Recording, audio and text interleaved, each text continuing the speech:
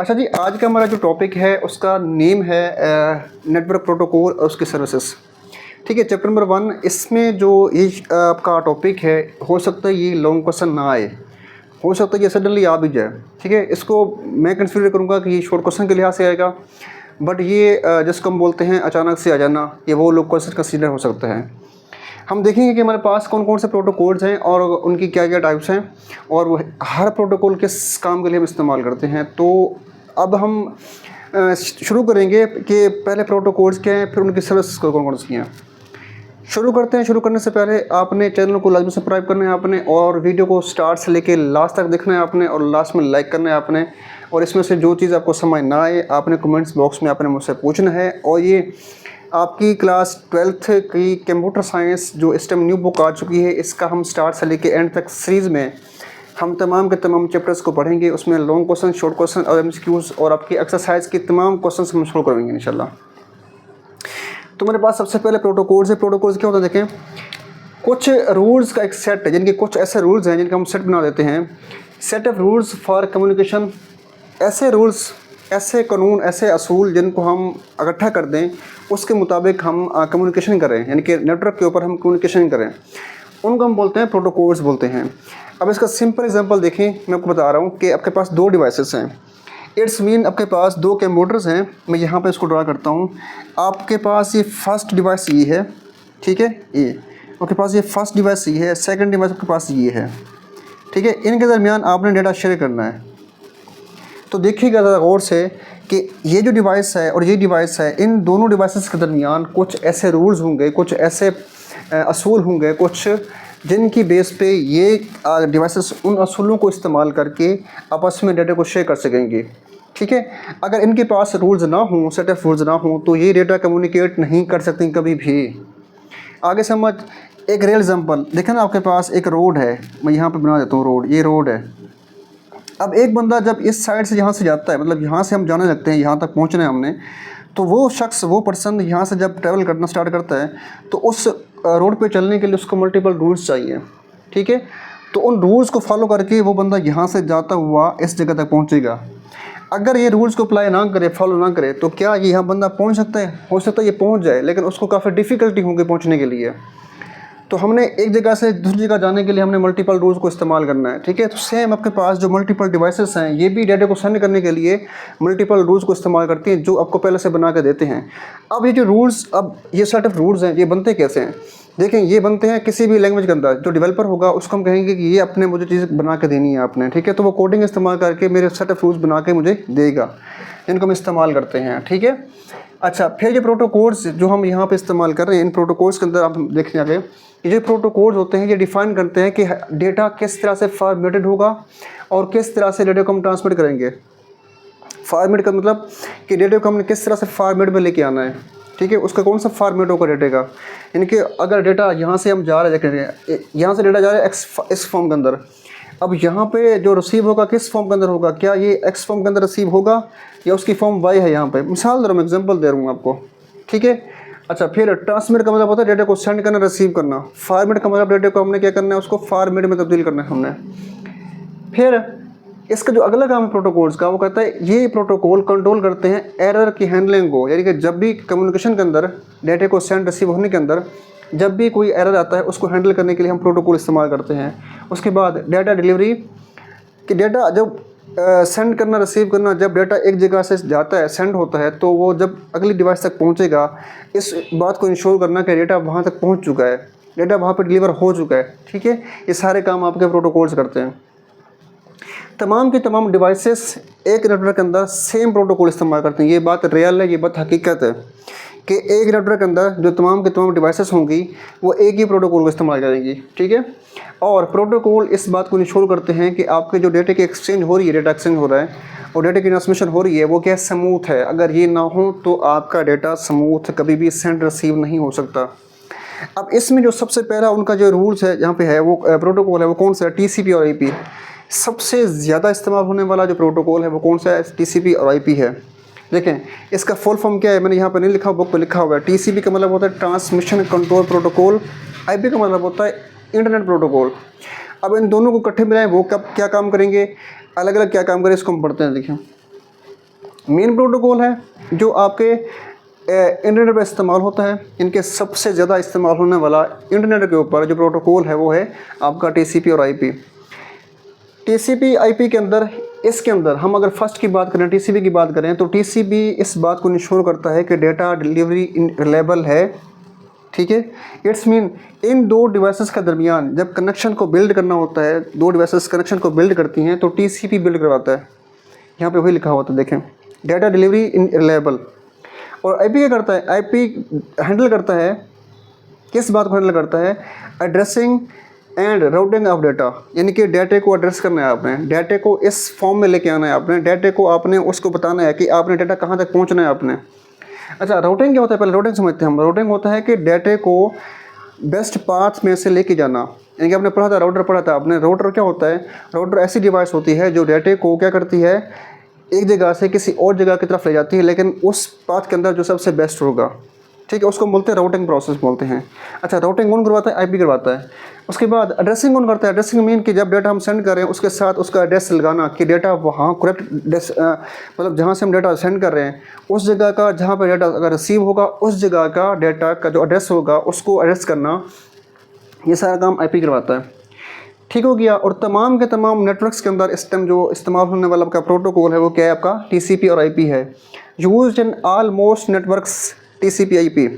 TCP IP ऐसा network protocol है जो आपके तमाम ओवरऑल नेटवर्क्स में इस्तेमाल होता है।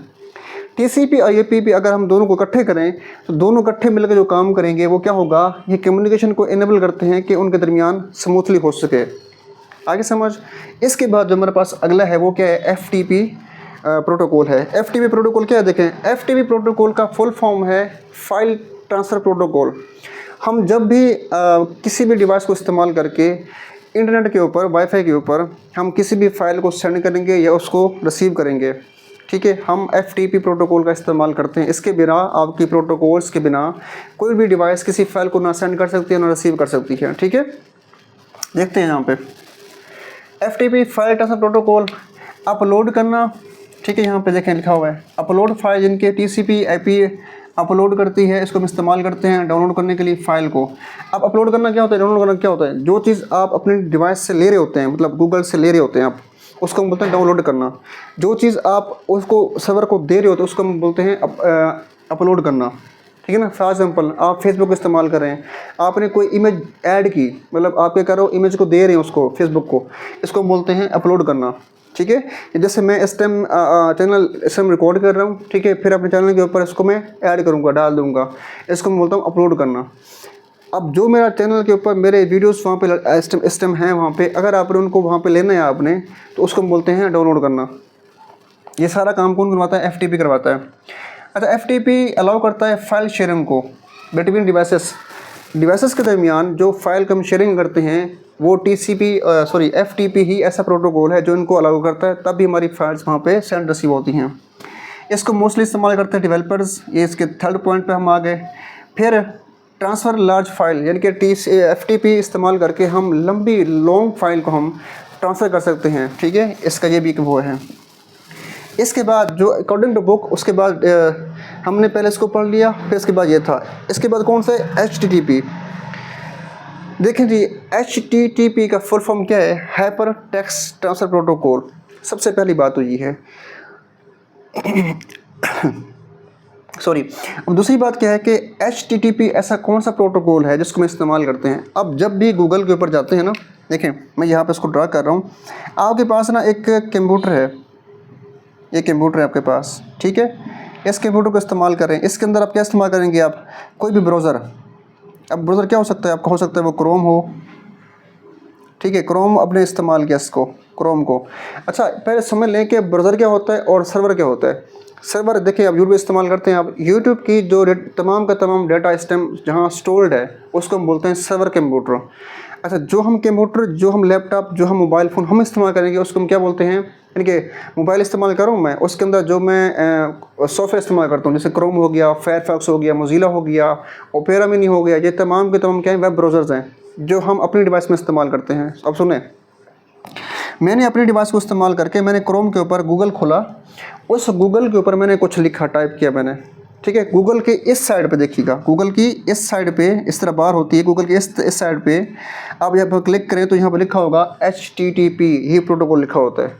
अब इसका काम क्या है, मैं जो यहाँ से लिखूँगा, जो चीज़ यहाँ लिखूँगा, जिस वेबसाइट का नाम यहाँ पर लिखूँगा, ठीक है, वो HTTP मेरी इस नेम को यहाँ से उठा के किसकी तरफ ले जाएगा, सर्वर की तरफ ले जाएगा, ये कि जो सर्वर है ये वाला, ठीक है। फिर इसको हम बोलते हैं HTTP रिक्वेस्ट करना। जब मेरी यहाँ से रिक्वेस्ट जाएगी, फिर उस रिक्वेस्ट को रिस्पॉन्स करना आगे समझ, यानी कि मेरी उस गूगल के ऊपर जो मैं यहाँ पे लिख रहा हूँ, जो चीज़, चाहे वो वेबसाइट हो, चाहे कोई और चीज़ हो, तो उसको यहाँ पे लेके जाना, फिर उस सर्वर से उसके अकॉर्डिंग करेक्ट उस चीज़ को लेके आना, आपको डिस्प्ले करवाना, ये सारा काम कौन करवाता है, आपका HTTP करवाता है। ये आगे समझ देखें, आप कोई भी वेब पेज देख रहे हैं वेबसाइट का, उस वेब पेज को शो करवाना कौन अलाउ करता है, HTTP। किसी वेबसाइट को एक्सेस करना है आपने, कौन अलाउ करता है, HTTP करता है। ठीक हो गया। अब ये कहते हैं कि जो HTTP है ये सिक्योर नहीं है, मतलब मल्टीपल वेबसाइट जब भी इसको इस्तेमाल करती हैं तो ये सिक्योर नहीं है, मतलब इसमें डेटा आपका इनक्रिप्ट नहीं होता। अच्छा, डेटा इनक्रिप्ट क्या होता है, डेटा इनक्रिप्ट का मतलब ये होता है कि आपका डेटा किसी और फॉर्मेट में तब्दील नहीं होता। मतलब देखिए ना, आपने जो वेबसाइट इस्तेमाल की हुई है, तो जो वेबसाइट इस प्रोटोकॉल इस्तेमाल करेंगी तो वो कह रही हैं कि ये HTTP सिक्योर नहीं है। ये हम देखते हैं, देखें ट्रांसफर वेब पेज पहली बात मैंने बता दी आपको कि इसको इस्तेमाल करते हैं किसी भी वेब पेज को ट्रांसफ़र करने के लिए। ये यूज़र को अलाउ करते हैं कि आपका कोई भी वेबसाइट उसको देख सके। ठीक है, ये वर्क करता है किसके दरमियान, वेब ब्राउज़र के दरमियान और वेब सर्वर के दरमियान। ठीक है, दोनों के दरमियान काम करता है। उसके बाद do not encrypt data. HTTP अगर कोई वेबसाइट इस्तेमाल कर रही है तो उसका डाटा इनक्रिप्ट नहीं होगा। मतलब कि इनक्रिप्ट डाटा क्या होता है, वो डाटा जो आपका हैकर्स हैक ना कर सकें। अब देखें ना, आपकी वेबसाइट के ऊपर यहाँ पे डाटा पड़ा है, मतलब यहाँ पे आपने यहाँ से उसको एक्सेस करना है, तो जो डाटा यहाँ से आप रिक्वेस्ट करेंगे, जो डाटा यहाँ से इस तरफ आएगा, तो इस दौरान हो सकता है हैकर्स क्या करें, इस डाटा को हैक करने की कोशिश करें। अगर इसमें HTTP होगा तो HTTP इस डाटा को हैक कर लेंगे, लेकिन वो डाटा जो हैक कर लेंगे वो डाटा उनको समझ आ जाएगी कि डाटा कौन सा जा रहा है। देखिए ना, मैंने यहाँ से कुछ फॉर्म लिखा, कुछ मैंने यहाँ पर देखने की कोशिश की। पहले ये समझें इनक्रिप्शन क्या होती है। इनक्रिप्शन मैंने पहले बताया हुआ है कि इनक्रिप्शन क्या होता है। देखें, अगर मैं यहाँ से हेलो करता हूँ, यानी कि ये हेलो मैंने यहाँ पे लिखा, अब मैं इसको सेंड कर रहा हूँ, अगर इसको हम बोलते हैं इनक्रिप्शन। अगर मैं इसको चेंज कर दूँ, देखें मतलब मैं इस दो अल्फाज को उठा के बाहर लिख दूँ, यहाँ पे EL पहले लिख दूँ, उसके बाद H लिखूँ, उसके बाद LO लिख दूँ इस तरह, तो देखें ना ये फॉर्म क्या हो गई, तब्दील हो गई। इसको हम बोलते हैं इनक्रिप्शन, कि ये आपका जो डेटा होगा, प्रोटोकॉल होगा, ठीक है, आपके इस डेटे को इनक्रिप्ट नहीं कर सकता।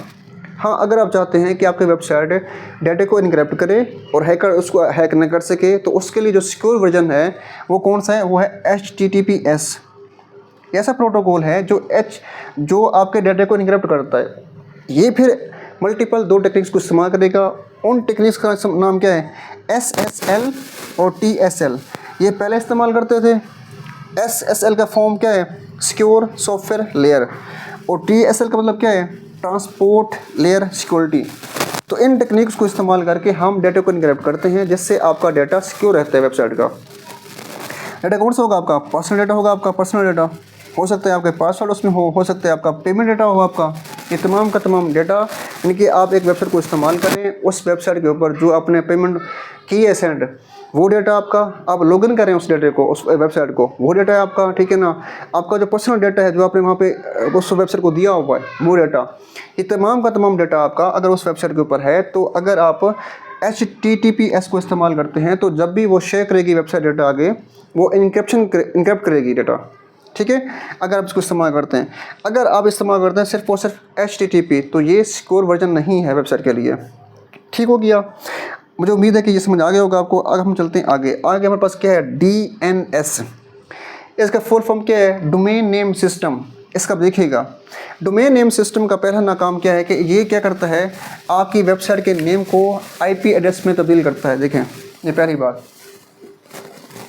यहाँ देखिएगा, हम जो यहाँ पे गूगल पे लिखते हैं, जो हम यहाँ पे नेम लिखते हैं, जो भी वेबसाइट का नेम हो, कुछ और हो, वो जो नेम हम यहाँ पे लिख रहे होते हैं, वो नेम आपके इस सर्वर को समझ नहीं आती, ये नहीं आता कि ये आपने नेम क्या लिखा हुआ है। अब इसके दरमियान यहाँ पे DNS से काम करता है, जो आपकी इस वेबसाइट के नेम को, जो भी यहाँ पे आप नेम लिख रहे हैं, उसको पहले कन्वर्ट करेगा आईपी की फॉर्म के अंदर, आईपी एड्रेस की फॉर्म के अंदर, या किसी नंबर के अंदर, या किसी वैल्यू के अंदर जो आपका सर्वर उसको समझेगा, तो डीएनएस का पहला काम यही है। मैंने यहाँ पे लिखा हुआ देखें, आपने जो यहाँ पे वेबसाइट का नेम लिखा, ठीक है, पहले यहाँ से जाते हुए डीएनएस के पास जाएगा, तो डीएनएस इसको कन्वर्ट करेगा, किस फॉर्म के अंदर कन्वर्ट करेगा, आईपी की फॉर्म के अंदर या किसी नंबर की फॉर्म के अंदर। फिर वो सर्वर उसको समझेगा। इस देखना है, मैं यहाँ पर लिखा हुआ है आपके बुक पर, इसकी डायग्राम बनी हुई है। इसका अगला काम क्या है? इसका अगला काम ये है कि ये वेबसाइट को ईजी करता है, ईजी बना देता है कि उसको हम आसानी के साथ एक्सेस कर सकें। इसका दूसरा काम हो गया यहाँ पे, पहला काम कन्वर्ट करना, दूसरा काम इसका कि वेबसाइट को एक्सेस करना इस आसानी के साथ। फिर वो कहता है कि जो डीएनएस इन नंबर्स को कन्वर्ट करता है आपकी वेबसाइट के नेम के बाद, यानी कि आपके वेबसाइट के नेम को कन्वर्ट करता है उस नंबर के अंदर, तो यूज़र को इन नंबर्स को याद करने की नीड नहीं है। यूज़र क्या करेगा, सिर्फ और सिर्फ उस वेबसाइट का नेम इस्तेमाल करेगा वेबसाइट का, ठीक है। अच्छा, डीएनएस एज ए वर्क करता है एज ए ट्रांसलेटर। देखो ना यहाँ पे मैं जो यहाँ पे लिख रहा हूँ, ठीक है। अब जो सर्वर के दरमियान नंबर्स बन रहे हैं, इनके दरमियान काम जो कर रहा है ना, वो कौन है? ट्रांसलेटर। ट्रांसलेटर क्या होता है? ट्रांसलेटर वो होता है जो आपके एक चीज़ को किसी और फॉर्म में कन्वर्ट कर दे, उसको हम बोलते हैं ट्रांसलेटर। अच्छा, पहले ये डीएनएस जब भी हम इंटरनेट को इस्तेमाल करते हैं तो ये डीएनएस बहुत अहम किरदार अदा करता है इसके अंदर। तो ये तो था आज का हमारा लेसन, जिसके अंदर हमने क्या देखा कि हमारे पास प्रोटोकॉल्स क्या हैं और उनकी सर्विस कौन कौन सी हैं। HTTP कौन सा है, FTP क्या है, DNS क्या है, उसके बाद TCP/IP क्या है, ये तमाम के तमाम प्रोटोकॉल्स के इनके क्या काम करते हैं। मैं लास्ट में फिर बता दूंगा आपको कि ये आपका हो सकता है कि अचानक से आपका लॉन्ग क्वेश्चन कंसिडर हो जाए, जिसको हम बोलते हैं ना, ऐसे हमने लॉन्ग क्वेश्चन की जिसको हम बोलते हैं ना, ये लॉन्ग क्वेश्चन नहीं है, लेकिन ये लॉन्ग क्वेश्चन आ गया, ठीक है। इसका कंफर्म नहीं है, इसमें से मल्टीपल शॉर्ट क्वेश्चंस और इसमें से MCQs आ सकते हैं। लॉन्ग के लिए इसको तैयार करना है तो कर लें आप, लेकिन मेरे लिहाज से ये लॉन्ग नहीं बनता। आज के लिए अल्लाह हाफ़िज़। और जो हमारा अगला टॉपिक होगा वो क्या होगा? वो होगा कि IP क्या है, IP4 क्या है, IPv6 क्या है, ठीक है, और सबनेट क्या है और नेट क्या है। अगला हमारा ये टॉपिक होगा। इंशाल्लाह हम जल्दी उस लेसन मिलते हैं। आज के लिए अल्लाह हाफ़िज़।